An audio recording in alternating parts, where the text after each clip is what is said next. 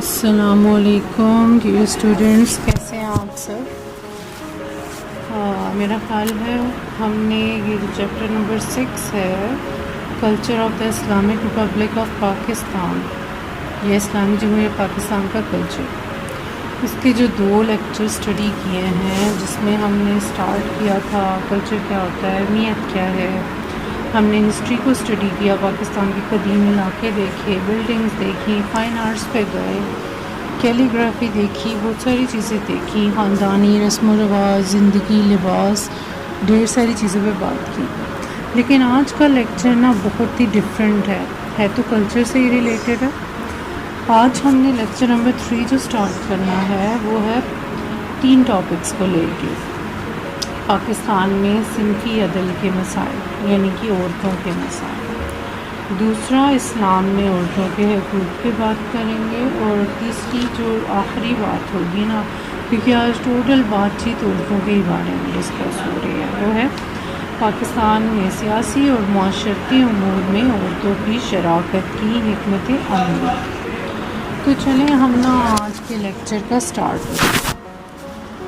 سب سے پہلی بات کیا ہے کہ اگر آپ چاہتے ہو کہ صالح انسانیت کی تعمیر ہو، اس کے لیے بہت زیادہ ضروری ہے کہ مرد اور عورت کے درمیان مساوات اور عدل قائم ہو۔ لیکن افسوسناک صورتحال یہ ہے کہ انبیاء علیہ السلام اور مصلحین کی تمام تر کوششوں کے باوجود آج تک یہ مقصد حاصل نہیں ہو سکا۔ اس معاملے میں مشرق اور مغرب دونوں کا معاملہ ایک جیسا ہے۔ مغرب میں عورت کو آزادی کا دھوکہ دے کر استحصال کا نشانہ بنایا گیا اور اسے اس کی فطری پاکیزگی سے اور سعادت سے محروم کر دیا گیا۔ برطانیہ میں کیے جانے والے تازہ ترین سروے میں 98% عورتوں نے بڑے دکھ سے یہ بات کہی کہ وہ اپنی خاندانی زندگی کی طرف واپس لوٹنا چاہتی ہے، لیکن نہ ان کو باپ قبول کرتے ہیں نہ شوہر۔ پسماندہ اور کم تعلیم یافتہ معاشروں کے مسائل دوسری طرح کے ہیں۔ ہم اپنے معاشرے کا جائزہ لیں تو ہمیں عورت مدرجہ ذیل مسائل سے دوچار نظر آتی ہے۔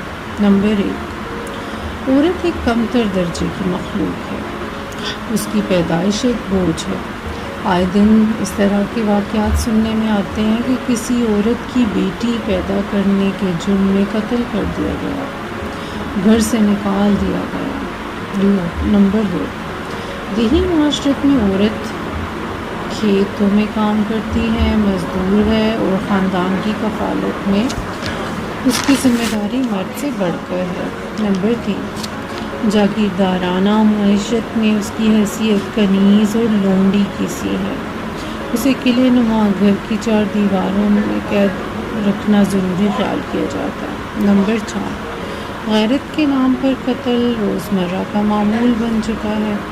اس بات سے قطع نظر کہ الزام درست ہے یا غلط، معاشرہ مرد سے ہمدردی پر یقین رکھتا ہے اور معاشرتی نظام مرد کا تحفظ کرتا ہے، عورت کو قانونی چارہ جوئی کا حق بھی نہیں دیا جاتا۔ نمبر 5، نچلے طبقات معاشی طبقات میں اول تو تعلیم کی شرح ویسے ہی بہت پست ہے، اور اگر ہے تو اس میں عورتوں کا حصہ بہت کم ہے۔ نمبر 6، عورتوں کے حقوق کے تحفظ کے لیے آئینی اور قانونی تحفظات بھی موجود ہیں، اور قائدین کی تقریروں میں بھی ان پر بہت زور دیا جاتا ہے، لیکن معاشرت کے عملی حقائق یہ ہیں کہ عورتوں پر انصاف کے حصول کے تمام دروازے بند ہیں۔ یہ صورتحال نہ تہذیب کا تقاضا ہے، نہ اسلام سمیت دنیا کا کوئی بھی مذہب اس کی حمایت کر سکتا ہے۔ اسلام، جو اسلامی جمہوریہ پاکستان کے 96% لوگوں کا مذہب ہے، صنفی عدل کا سب سے بڑا علمبردار ہے۔ ابھی ہم نا مزید اسٹڈی کرتے ہیں کہ اسلام عورتوں کو کیا حقوق دیتا ہے۔ اللہ تعالیٰ نے نا انسانی تمدن کی گاڑی کو اس وجہ پر تخلیق کیا ہے کہ مرد اور عورت کو اس گاڑی کے 2 پہیے کہا جا سکتا ہے۔ اس کا آخری ظہور مکہ مکرمہ اور مدینہ منورہ میں ہوا۔ اس سے پہلے دنیا کے اکثر معاشروں میں عورت کو ایک نہایت پست اور ادنیٰ درجے کی مخلوق کی حیثیت حاصل تھی۔ یونانیوں کے ہاں بھی، جو یورپ میں سب سے زیادہ مہذب قوم سمجھے جاتے تھے، عورت کا درجہ غلاموں سے کم تر تھا۔ قدیم ہندوستانی مصنفین کی کتابیں تو عورتوں کی مذمت سے بھری پڑی ہیں۔ مغرب میں عورت کو آزادی کا نعرہ محض اس کے استحصال کے لیے لگایا گیا، ورنہ حالت یہ ہے کہ برطانیہ میں 1918 اور امریکہ میں 1920 میں عورت کو پہلی بار ووٹ کا حق دیا گیا۔ امریکہ کی 200 سالہ آئینی تاریخ میں آج تک ایک عورت بھی امریکی صدارت کے منصب پر فائز نہیں ہو سکی۔ اسلام نے عورت کو مکمل انسانی حقوق عطا کیے۔ ان حقوق کا مختصر جائزہ درج ذیل ہے۔ نمبر 1، تکریم۔ اسلام نے عورت کو ناپاک مخلوق سمجھنے کی بجائے عزت اور تکریم کا مستحق ٹھہرایا۔ فرائض دینیہ میں سے ایک اہم فرض ہے حج۔ تکمیل ایمان کے لیے ہر صاحب استطاعت فریضہ حج کی ادائیگی ضروری ہوتی ہے۔ صفا اور مروہ کے درمیان سعی حج کا ایک لازمی حصہ ہے۔ 4000 سال پہلے سے اسلام کے کروڑوں پیروکار، جن میں عام مومنین کے علاوہ انبیاء علیہ السلام اور اولیاء رحمۃ اللہ علیہ بھی شامل ہیں، اس فریضے کو ادا کر رہے ہیں۔ یہ ایک عورت حضرت ہاجرہ علیہ السلام کی سنت ہے، جو حضرت ابراہیم کی زوجہ محترمہ تھی، اور حضرت اسماعیل ان کی گود میں چھوٹے سے تھے۔ یہ صحیح انہوں نے اس لیے کہ صفا اور مروہ کے درمیان کے بچہ بہت زیادہ پیاسا تھا، پیاس سے بھی بلا رہا تھا۔ وہ جہاں چمکتی ریت دیکھتی تھی وہیں پہ رک جاتی تھی۔ تب اللہ کو ان کا بھاگنا اتنا پسند آیا کہ انہوں نے فرمایا زمزم، تو حضرت ہاجرہ وہیں پہ رک کے زمزم کا لفظ یوز کرتی ہیں، تو وہاں پہ پانی کا چشمہ جاری ہو جاتا ہے۔ یہ ہے ان کی سنت، اور جو آج تک ہر بندہ ادا کرتا ہے فریضہ حج میں۔ نمبر 2، حق زندگی۔ عورت کا خون بھی قانون کی نظر میں اتنا ہی محترم ہے جتنا کہ مرد کا خون۔ عورت کے قتل کی سزا بھی مرد کے قتل کی سزا کے برابر ہے۔ نمبر 3، حق ملکیت۔ بعض سابقہ مذاہب میں خود عورت کو مرد کی ذاتی ملکیت سمجھا جاتا تھا، اس لیے عورت کو ملکیت کا حق دینے کا سوال ہی پیدا نہیں ہوتا تھا۔ اسلام نے عورت کو ملکیت کا حق دیا اور شوہر اور باپ کی وراثت میں حصے دار بنایا۔ عورت کی ملکیت اس کی اپنی ملکیت شمار ہوتی ہے، اور مرد اس کو اس کی اجازت کے بغیر اس کے لینے یا خرچ کرنے کا کوئی حق نہیں ہے۔ نمبر 4، حقوق و مساوات۔ اسلام نے اجمالی طور پر تمام حقوق میں مرد کو عورت کے برابر ٹھہرایا ہے۔ اس اعتبار سے دونوں کے حقوق بھی برابر ہو گئے ہیں۔ سورۃ البقرہ کی آیت 228 میں ارشاد ہے، وَلَهُنَّ مِثْلُ الَّذِي عَلَيْهِنَّ بِالْمَعْرُوفِ، یعنی عورتوں کے حقوق بھی مردوں جیسے ہیں، لیکن چونکہ گھر ایک ریاست ہے اور قانون فطرت کے مطابق ریاست کے 2 حکمران بیک وقت ہو نہیں سکتے، اس لیے اس میں یہ ترتیب قائم کر دی گئی ہے کہ خاندان کے پروٹوکول میں سربراہ کا منصب مرد کو حاصل ہوگا۔ نمبر 6، نان نفقے کا حق۔ عورت کو نان نفقہ یعنی زندگی کی تمام جائز ضروریات فراہم کرنا مرد کی ذمہ داری ہے۔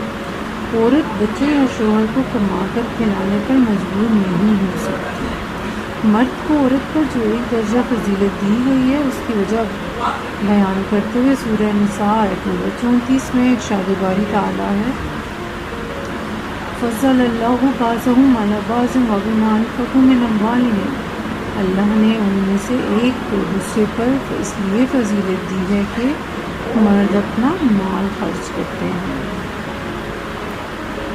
حسن سلوک کا حق۔ نمبر 7، حضرت عمر رضی اللہ عنہ فرماتے ہیں کہ ایک دفعہ میں نے اپنی بیوی کو ڈانٹا تو انہوں نے مجھے برابر جواب دیا۔ وہ کہتے ہیں کہ اسلام سے پہلے ہم عورتوں کو خاطر میں نہیں لاتے تھے، اسلام آیا تو اس نے ظلم و سختی سے روک دیا۔ رسول اللہ صلی اللہ علیہ وسلم نے فرمایا تم میں سے بہترین وہ ہے جو اپنی بیوی کے ساتھ اچھا ہے۔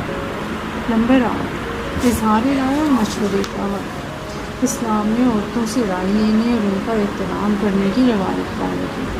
رسول اللہ صلی اللہ علیہ وسلم اکثر اسفار میں ازواج مطہرات کو ساتھ رکھتے اور نہایت اہم معاملات میں ان سے مشورہ فرماتے۔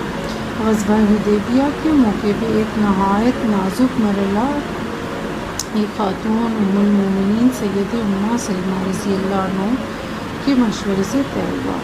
حضرت عمر رضی اللہ تعالیٰ عنہ نے ایک بہت اہم ملکی فیصلہ اپنی بیٹی ام المومنین حضرت حفصہ رضی اللہ تعالیٰ عنہ کے مشورے سے کیا۔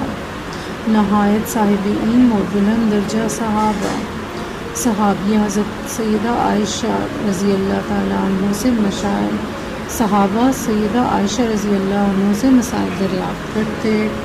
دینی معاملات میں ان کو باقاعدہ فقیہہ کا منصب حاصل تھا۔ نمبر 10، سماجی زندگی اور اصول علم کا حق۔ اسلام کے بارے میں یہ پروپیگنڈا کیا جاتا ہے کہ اسلام عورتوں کو اصول تعلیم سے روکتا ہے، گھر کی چار دیواری میں محصور کرنا چاہتا ہے۔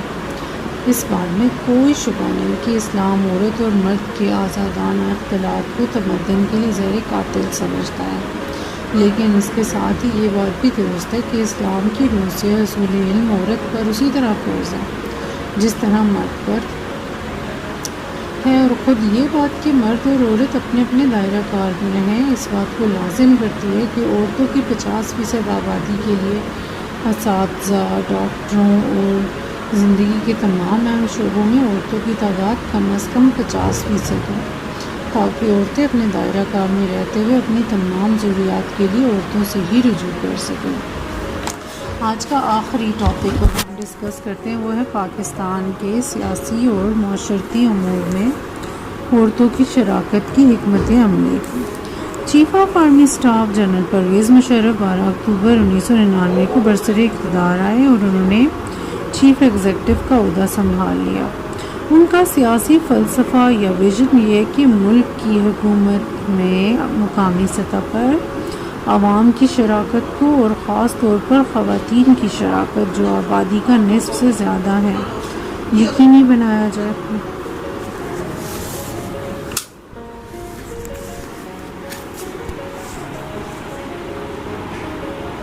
اور اختیارات کو سب سے نچلی سطح گراس روٹ لیول تک پہنچایا جائے۔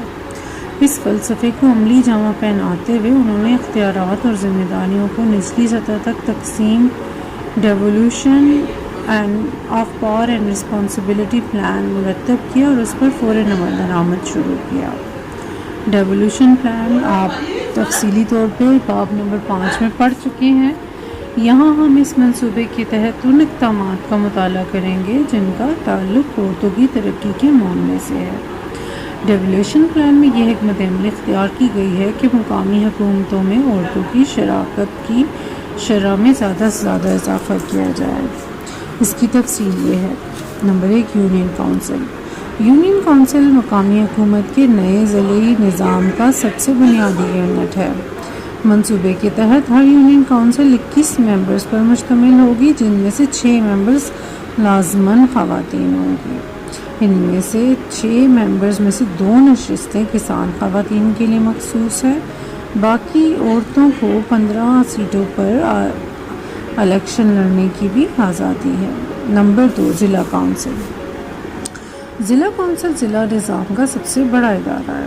ضلع کونسل میں عورتوں کی نمائندگی 33% رکھی گئی ہے، جو موجودہ دنیا کے حالات کو پیش نظر رکھتے ہوئے ایک بہت بڑی تعداد ہے۔ شاید ہی دنیا میں چند ایسے ملکوں کی مثالیں تلاش کی جا سکیں جن میں اتنی بھاری تعداد میں عورتوں کو نمائندگی دی گئی ہو۔ مقامی سطح پر عورتوں کی نمائندگی میں اضافے کے ساتھ حکومت نے آئین میں ترمیم کر کے قانون ساز اداروں میں بھی عورتوں کی نشستوں میں معقول اضافہ کیا ہے۔ اسمبلیوں میں خاتون نشستوں کی صورتحال یہ ہے۔ قانون ساز ادارہ قومی اسمبلی 1973 کے آئین کے تحت 20 عورتوں کی سیٹیں تھیں اور موجودہ 60 ہیں۔ پنجاب اسمبلی میں 12 سیٹیں تھیں اور جو بڑھا کے 66 کر دی گئی. سندھ اسمبلی میں 5 سیٹیں تھیں جو 29 کر دی گئی ہیں. خیبر پختونخوا اسمبلی میں 4 سیٹیں تھیں جنہیں بڑھا کے 22 کر دیا گیا، اور بلوچستان اسمبلی میں 2 سیٹیں تھیں جنہیں بڑھا کے 11 کر دیا گیا. اب یہ بات یاد رکھنے کی قابل ہے کہ عورتیں اپنی مخصوص نشستوں کے علاوہ ہر قانون ساز ادارے کی تمام تر نشستوں پر منتخب ہو سکتی ہیں.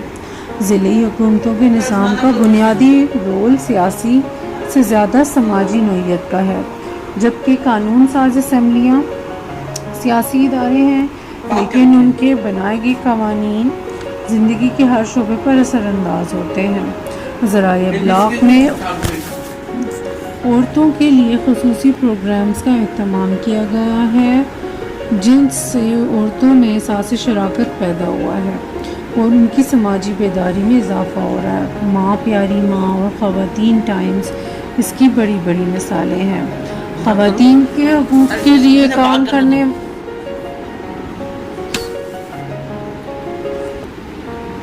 والی قدیم تنظیم اپوا کی تنظیم نو کے بعد اسے مزید فعال بنا دیا گیا ہے. لہٰذا یہ کہا جا سکتا ہے کہ عورتوں کے حقوق اور سیاسی اور سماجی زندگی میں ان کی تعمیری شراکت کے حوالے سے ایک نئے دور کا آغاز ہو چکا ہے. اس کے ساتھ ہی چیپٹر اینڈ چیپٹر ایکسرسائز کے ساتھ آپ کے لیے کچھ کوسچنس بھی گیون ہیں جو آپ نے آنسر کرنے ہیں، اور اس کے بعد آپ نے چیپٹر نمبر 6 سالو بھی کرنا ہے اور ریزلٹس آنسر مجھ سے شیئر کرنے ہیں. آئی تھینک یو آل. ہوپ آپ کو چیپٹر آسان لگا ہوگا، آپ نے ضرور سیکھ لیا ہوگا. اللہ حافظ.